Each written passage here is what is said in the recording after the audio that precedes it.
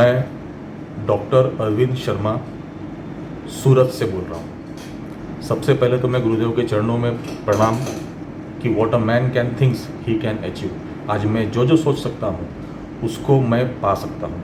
लेकिन गुरुदेव, एक क्वेश्चन मेरे मन में आ रहा है कि अगर मेरे मन में कोई विचार पैदा होता है, वो है मेरे बेटा और मेरी बेटी के लिए, उनके फ्यूचर से रिलेटेड, कि क्या मेरे बेटे का एडमिशन मेडिकल में, इंजीनियरिंग में, आईआईटी में हो जाएगा या मेरी बेटी का एडमिशन यहाँ हो जाएगा। तो गुरुदेव, क्या मेरे सोचने से, मेरे विचार शक्ति से, क्या उनके जीवन में परिवर्तन या वो लोग अपना लक्ष्य पा सकते हैं? गुरुदेव, कृपा करके इसका निराकरण दीजिए। जय गुरुदेव। डॉक्टर अरविंद शर्मा, सूरत।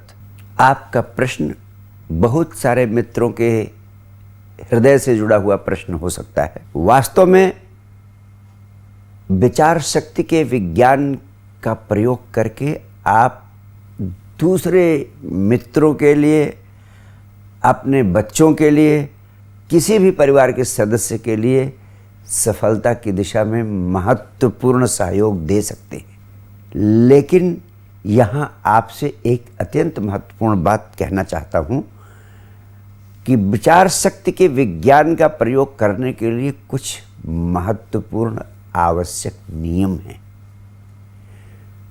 उन नियमों का पालन, उन नियमों के आधार पर, उन नियमों का प्रयोग करते हुए आप अपने बच्चों की सफलता के लिए इस शक्ति का प्रयोग करेंगे, उसके परिणाम होंगे।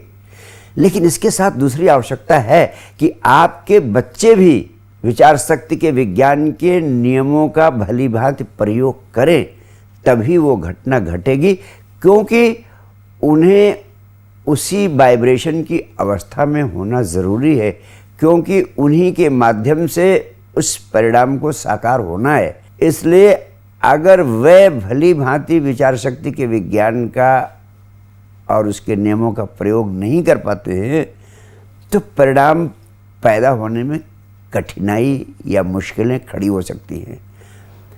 लेकिन अगर वे भी विचार शक्ति के विज्ञान के नियमों का भली भांति प्रयोग करते हैं और उस फ्रीक्वेंसी पर अपने को रखते हैं और अपने अवचेतन मन में अपने चेतन मन की चाह को भली भांति संप्रेषित कर देते हैं, तो आपके द्वारा दिया गया सहयोग उनके लिए चमत्कारी परिणाम पैदा करेगा और निश्चित रूप से आपका सपना साकार होगा।